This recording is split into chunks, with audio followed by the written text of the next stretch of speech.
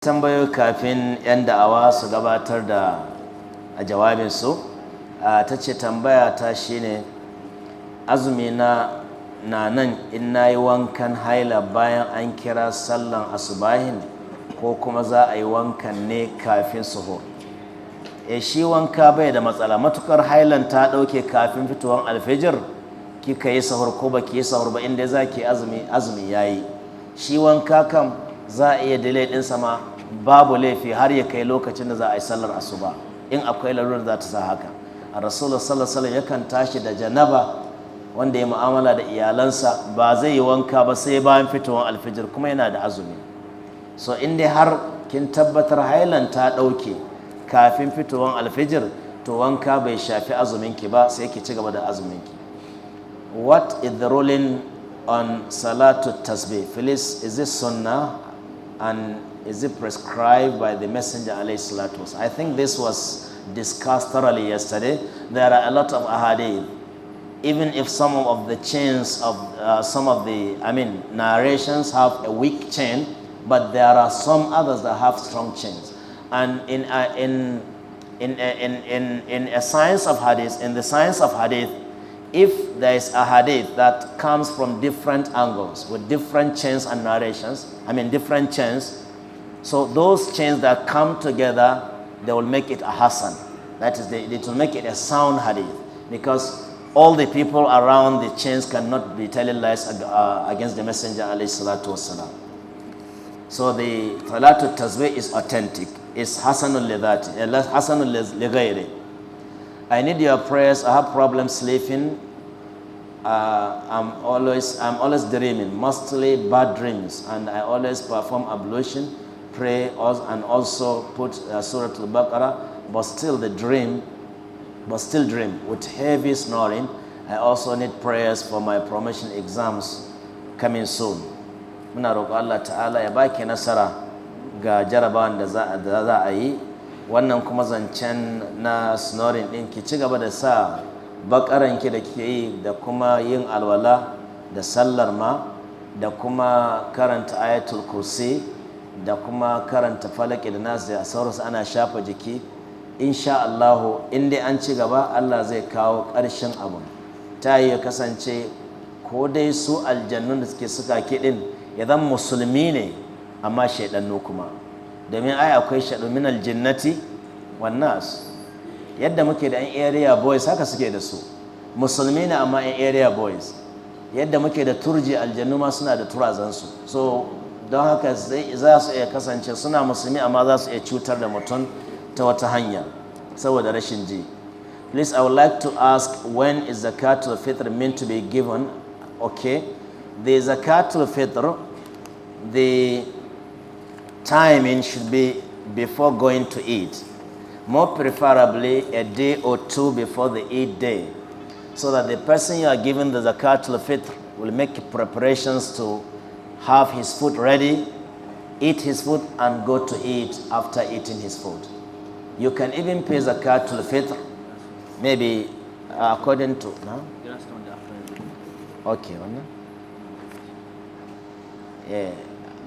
according to Imam Ahmad bin Hanbal, he said you can even pay zakatul fitr a week before Salah. And my own has gone, already done. May Allah accept it from us. Allah ya karba muna. So zakat kono ana iya yin ta, abinda dai aka so a ba mutum ita kafin ya je idi, ya zama ya samu abin da zai ci kafin ya tafi, don shine sunna ta Rasulullah sallallahu alaihi wasallam. Ana so mutum ya ci abinci kafin ya tafi idi.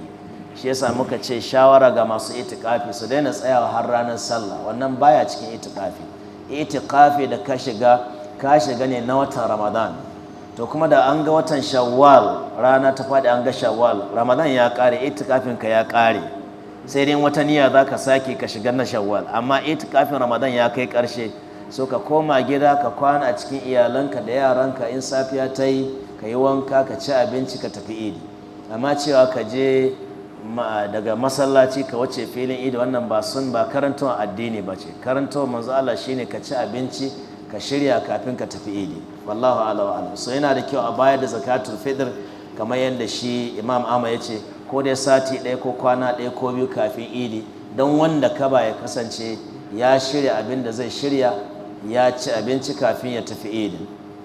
Allah ya saka muku da alkhairi, amin. Da kuma waɗanda suka yi organizing kuma suke yin coordinating tafsirin nan tun daga farko har zuwa yanzu. Wace addu'a ake yi don idan an yi sujudu tilawa? Well, sujudu tilawa akwai addu'o'i da aka rawaito daga manzon Allah sallallahu alaihi wasallam. Ɗaya daga cikinsu ita ce Allahumma laka sajadtu wa bika amantu wa laka aslamtu sajada wajhi lilladhi khalaqahu wa sawwarahu wa shaqqa sam'ahu wa basarahu bihawli wa quwwatihi tabarakallahu ahsanul khaliqin. Wannan ya inganta. Sannan akwai ɗaya Allahumma rfa'ni biha daraja wa da'anni biha wizra wa taqabbalaha minni kama taqabbalta min abdika wa rasulika Dawud alayhi salatu wassalam. Sannan akwai idlaka afuwun tuhibbul afwa fa'fu anni. So duk wanda kika yi zai yi, amma in mutum yana da nashi bukatu bai hana shi ma ya kawo tasa bukatar, tunda Allah ya alƙawarin zai karba masa kuma da kowane harshe. Allah ya saka da alkhairi, ya biya da gidan aljanna, amin. Please, I would like some clarification on whether a woman should pray while wearing a niqab or not. Well, wearing a niqab, if it's going to cover the part of the face that is supposed to touch the ground, the floor, then if such part is covered, then the prayer is invalid. Because sujood is compulsory. It's a compulsory act of salah. It's obligatory act. So since it is farilla, if you put your head and your nose must touch the floor. So make sure even if you are putting the niqab, you leave a space where the forehead and the nose are going to touch the floor. It's not even necessary for you to pray with niqab. If you are going to pray, remove the niqab after the prayer. Even the importance of niqab is when you are to cover yourself from the men. So if you are at home, there is no niqab. If you are going to pray in the masjid where there are no men there is no need for the niqab. Niqab is a protection. And particularly if a woman is supernaturally beautiful, she can be a fitna to some people, then she covers her face. May Allah protect and guide us. Touch a brief explanation. Could you kindly give a brief explanation on the best way for a woman to follow the imam during the congregational prayer? Well, the issue is there is not any distinction, any difference between the prayer of men and women except in the code of dress. Only the dress code differ. But whatever the man or man is required to do, a woman must do.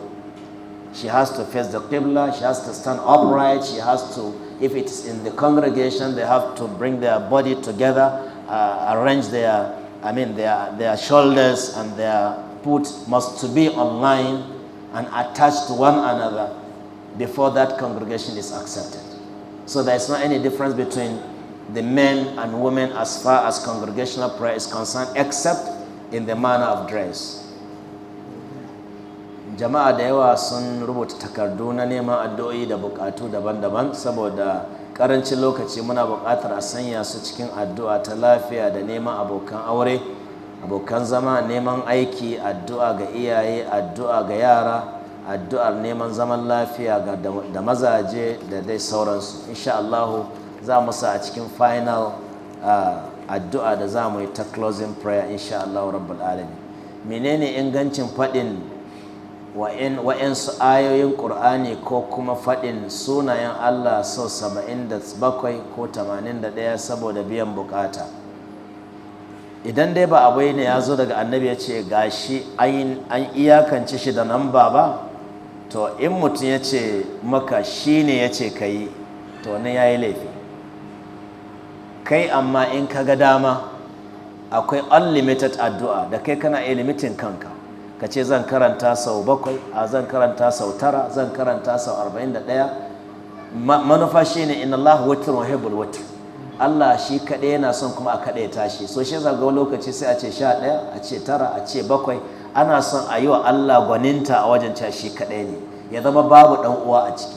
To amma idan ba daga manzo Allah ya zo, karkace hadisi ne, kai ne kawai tunda hadisi ya ce a kaɗaita Allah kai, in ma har kayi ka samu biyan bukata karka cewa annabi ne ya ce, ka ce ni na yi kaza na samu biyan bukata. Kaga ibn Qayyim Jazzi a cewa shi wata bukata ba taɓa samu sa ba face ya raka a guda biyu, sujudan ƙarshe iya karanta la ilaha illa anta subhanaka inni kuntu minadh zalimin sau 41 face sai ya samu biyan bukata. Kaga bai ce annabi ne ya ce ba.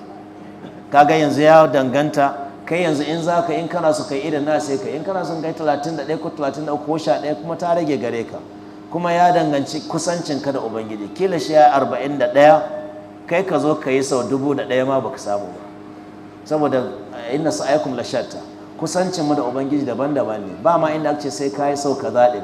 Amma in kai ne ka ga dama kai don ka burge Allah, wannan babu laifi, amma kar ka jingina shi zuwa ga annabi alaihi salatu wassalam. Ana nafila a rauda ko kuma gaisuwa ake kawai. Rauda wurin sallah ne, rauda tana cikin masallaci. Wurin gaisuwar manzo Allah alaihi salatu wassalam ai yana gefen raudan ne, ta gefen hagunka. So wanda suke fita su fita gaban masallaci su ne za su je su yi gaisuwa, su gaida manzo Allah alaihi salatu wassalam, su wuce su yi ziyarar kabarinsa. Amma shi rauda din cikin masallaci ne, kuma babu banci tsakanin sallah a rauda da wajensa, tunda is part of the masjid. Yadda aka ninka ma wanda ke cikin rauda sau 1000 fiye da sau 1000, haka kai ma za a ninka ma ko baka cikin rauda.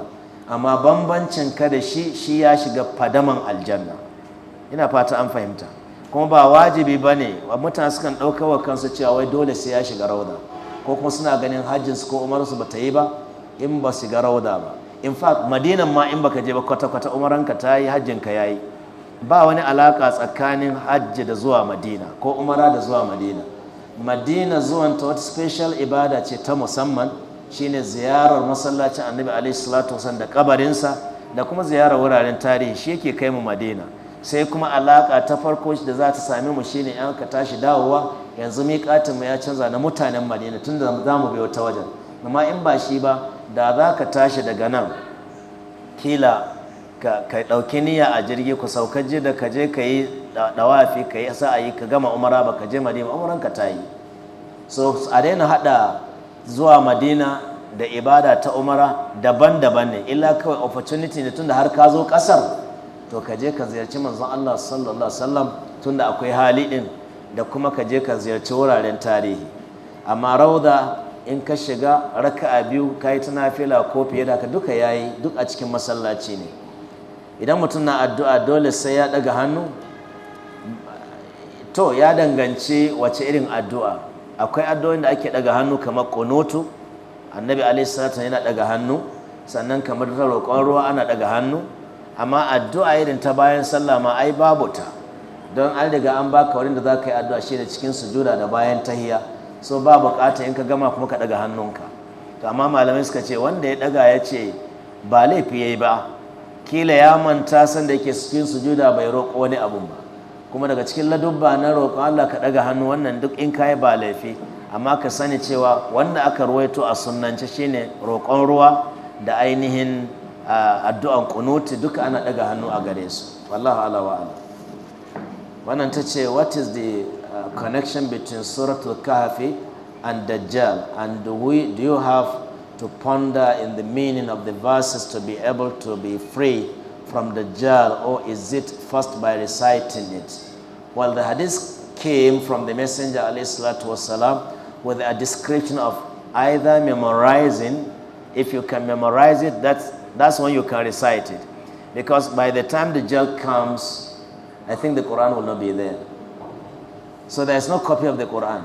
So it refers to memorizing it, so that when he comes, you just recite either first 10 verses of Suratul Kahfi or the last 10 verses of Suratul Kahfi. So there are 2 hadiths. If maybe the first 10 verses are difficult for you, then you go to the last 10 verses. If the last 10 verses are too difficult for you, come to the first 10 verses. If you recite them on Dajjal, you will never be harmed, inshallah. Na ji an ce a wurare 3 ake faɗan bismillahir rahmanir rahim, gaskiya ne? To a wurare 3 kamar me, a lokacin sallah ko kuma in a lokacin sallah ne akwai bismillahir rahmanir rahim a farkon fatiha wajibi ne, shi dole ne. Sannan akwai bismillahir rahmanir rahim tsakanin fatiha da sura ko tsakanin sura da sura, shi wannan ba wajibi bane, sunna ne ko kuma mustahabi ne. Amma in ba shi ban san wani waje ba. Some people started fasting in Egypt, which was a day after we started fasting in Nigeria. They have now returned to Nigeria. If Ramadan ends with 29 days and they have fasted only 28 days, what do they do? Keeping in mind we fast only 29 or 30 days, and it is not permissible to fast on each day. As you have said here, it is not permissible for a Muslim to fast the Eid day. So therefore, even if your fasting is on number 28, on the day we are having 29, then if we are going to celebrate Eid tomorrow, we are going to celebrate with you. But you are going to pay the other day. Since you are now in Nigeria, you Nigerianize your fasting. That is, we have 29, therefore you are going to make it 29. You don't have to bother with the people of Egypt. If you go back to Egypt, then you also join them in whatever number they fasted. Mother's Day or night, bridal shower and bachelors get together are becoming a plague to our society. Madam, please talk to parents. Let them conduct their wedding ceremonies according to Sunnah. The funny thing is, after all these parties where they dance to the music that does not...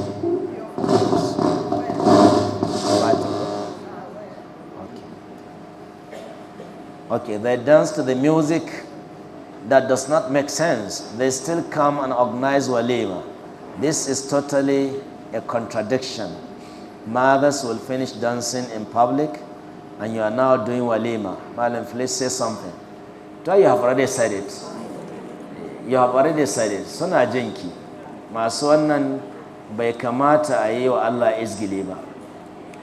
Fa amma bi ni'mati rabbika fahaddith. An ce ka nuna farin ciki idan abin farin ciki ya same ka, amma don't go extra mile kai cross the limits.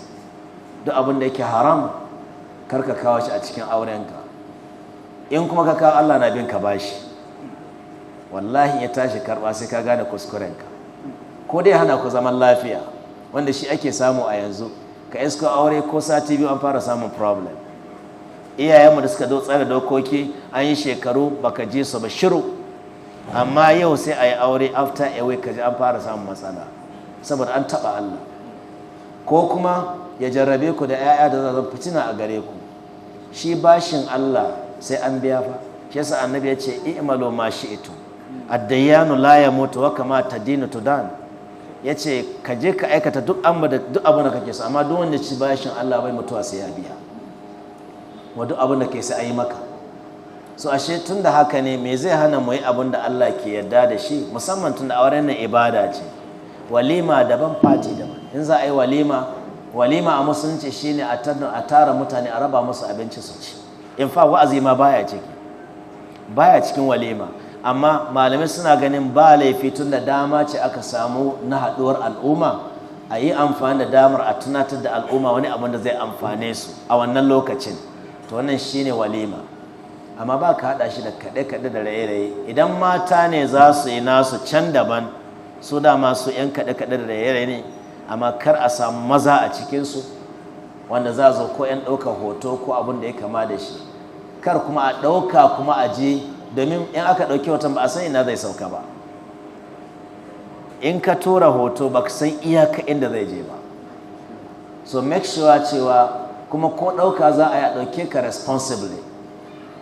Amma duk da aka ɗauka tana tiƙa rawa, sai abin ya zo ya dame ta ita kanta. Kuma ba shi ba ne mafi muni, in ta mutu aka sa ta kabari, in an sa wannan abin sai an tada a ce ga abin da kika yi a duniya. To kaga wani ke da daɗi. Kuma annabi sallallahu alaihi wasallam yake cewa duk abin da aka sa kunya Allah na sanya albarka a cikinsa. Duk kuma abin da aka cire kunya Allah na cire albarka a cikinsa. So yanzu rashin kunyan da muke yi a ce a zo za a yi biki ga amarya ga ango ga uwarsa ga uwarta ga babanta ga baban shi kuma a zo suna rawa a gabansu. Dan Allah ko ba komai, ko ba a ce ma musulunci ba dai, a koma ma al'ada. Ina kunyan take? Ina kunyan take? Yanzu kin ta matsatsen kaya gaban surukinki, gaban surukarki, kin zo kin yi ta tika rawa, kuma wai kin je gaishe su an jima don munafici wai kin sa hijabi. Baba ina kwara, munafukan Allah. Ina rawa to? Wai yanzu kunya take ji. Wai ba an gama tika rawan ba, wai ta je gaida surukai kuma ta sa wai hijabi. Bayan duk an gama gani abin da aka gani, ki sani cewa duk abin da shigan da kika yi, idan aka ɗauki ido ya ɗauki wannan hoton, in kin sa hijabi 1000 yana gani wannan abu. So me zai hana ka sa hijabin ka tun farko? Me ya maka ne? In kai shiga ta musulunci cutuwa za ka yi? Ba abin da zai cutar da kai jama'a. Ta ma mun riga an ingilantar da kwakwaro, an jamusantar da ita, an faransar da ita, an isra'ilantar da ita. Ga munan kullum sai bala'i yake ta shigo mana saboda irin wannan abubuwa. A kashe kuɗi kuma a je kai ka tarar da hisabi kuma akan sabon Allah, kuma ka rasa albarkan kuɗin da ka kashe. Kaga a wuri an kashe kuɗi masu yawa amma kuma yake daɗewa. A zo a samu matsala ka ji an cin arabu, an yi hasara millions of kuɗi da aka kashe. So yana da kyau, wannan nasiha ce daga 'yar uwa, Allah ya saka mata da alkhairi. Muna baran muna kuma a filin ga 'yan uwa don Allah a yi ƙoƙari a gyara gwargwadon hali. In ma kuna son ku ɗan tattaka rawarku, to ya zama ku mata ku je can, kuma shi ma ba za a sa kiɗan da kowa yana ji ba ya firgita mutane a cikin anguwa. Ku sa abunku can, ku ɗan tattaka abunku, ba maza ba kowa, ku kulle gida. In kun gama kuma a kaɗa wayoyi, kada a zo a ɗauke ki. To kaga yana da wahala. Tambaya ta ita ce, mijina yana da sadaka, yana kyauta, amma ni da yara na baya so mu yi. Ya dace mu yi masa biyayya akan haka? Well, idan ya kasance dukiyarki ce wadda ke kika mallaka ba tashi ba, kuma baya so ku yi sadaka, babu laifi idan mutum ya yi sadaka da dukiyarsa tunda tashi ce, ya taimaka ma wanda yake da bukata. Amma yi masa nasiha shi ya fi. Akwai hadisin da ya ce mace ba ta da iko ta yi kyauta da dukiyarta har sai da izinin mijinta, amma kaki kyauta aka ce ba sadaka ba. So akwai bambanci tsakanin kyauta da sadaka. So in har mabukaci ya zo kuma an tausaya masa, wannan babu laifi, tunda ba shi yanzu ya saba abin da Ubangiji ya ce. Ubangiji ya ce a taimakawa as-sa'il wal mahrum, shi kuma ya ce kar a yi. Yanzu kin ga anan sai a bi dokar Ubangiji a kyala tashi, musamman kuma in za a yi bai sani ba, wannan shi ya fi kyau, domin kada a ɗan samu saɓani. Kowane sihiri sai an haɗa da aljani ne? To idan aka gane jikin mutum akwai sihiri, maganin sihirin za a yi ko na aljani. Wata most of the time da sihir da aljanu suna da alaƙa ƙwarar gaske. Akwai sihirin da ba a buƙata aljani, akwai kuma wanda most 90% da ana buƙata aljanu don su za su hidimar wannan sihirin da aka yi. Akwai kuma wanda yake ba aljanu a ciki, kulle-kulle ne da sauransu, amma zai iya tasiri ga mutum. To shi ma wannan sihiri ne, tun da ya taɓa rayuwar mutum. So in aka zo, su masu ruƙiya da sauran sun san yadda za su iya ganewa ko akwai aljani ko babu, sai a same su. Da Allah, azumin sittu shawwal, wasu da sun kai azumi on sallah day kwana ɗaya sai su ɗauki azumi, wasu kuma sai sun kwana 3 sannan. To malam, wanne ne ya fi? Dukkansu daidai ne. An dai haramta yin azumi ranar sallar idi kawai. So in kin ga dama kina son ki yi tazarce, an gama idi gobe sai ki tashi da azuminki, babu laifi, ki yi sittu shawwal ki gama. In kin ga dama ki yi jinkiri sai kwana 3. In kin ga dama ma sai ki ce to kowane kwana 5, kwana 3 zan yi ɗaya. A kwana nawa kenan? Tunda guda 6 ne ko? Kowane cikin 30. So kaga yanzu a cikin kwana 10 ki yi 2, duk kwana 5 ki yi 1, duk kwana 5 ki yi 1, shikenan. Ko kuma ki jefa tsuntsu 2 da dutse 1. In dai za ki alhamis da litinin, zai faɗo har ki samu guda 6. Min kin samu sai ki koma alhamis ɗin. Kuma shi in na ranar alhamis da litinin za a haɗa maki double ne. da wanda kika saba yi na alhamis kin sa niyyarsa da kuma sittu shawwal shine zaki kashe tsuntsu biyu da dutse daya. Wannan duk ba laifi, akwai yalwa akai. Wasu kuma sai sun dace malam da Allah a ƙara sa iyayenmu addu'a, matan Allah ya zaba, ƴaƴanmu addu'a Allah ya zaba musu mata, Allah ya zaba musu mazaje na ƙwarai, mazan Allah ya ba su mataye na gari. Muna roƙo Allah ta'ala ya arzuta kowa da abokin zama na gari. Na gode sosai, Allah ya karba. Malam, magana akan fidda kai a gidan ku ɗaya da ita, idan ka fidda ba sai ka ce mata in za ta fitar ta baka ba, sai ka ba wani. Idan har mutum talaka ne, matukar kuna zaune tare da shi aka fitar da kai, sai a bashi. Kai ko da a gidan, direban gidan da aka yi fidda kai aka hada da shi kuma sai a miƙa masa, ya halatta. Mai gadin ki, kin ji tun da bai da hali kin yi fidda kai da shi a ciki kuma sai a miƙa masa. Shi kuma shari'a ta ce ya je ya iyakar abin da zai iya ci shi da iyalan saura, shi ma ya fidda kan. So kowa ana son ya samu ladar ne, ba an ce in kana talauci ba an kama buhu ɗaya na fidda kai kuma kai ka cinye kai kaɗai, kai ma ka fitar ka kai ma wani, shi ma ya fitar in ya samu. Son aka yi annabi ce ugunuhum an tawafi bi hadha al-yawm, ku hana su zagayen neman abinci a wannan yini. So a son aka yi kowa ya wadata, ba a son a ce ga wani musulmi yana neman abin da zai ci ranar sallah. Wannan ita ce tambaya ta ƙarshe. So zan gayyato Amira ko na'ibarta zuwa su gabatar da jawabin su kafin mu rufe da addu'a insha Allah rabbul alamin. Fa tafaddali ya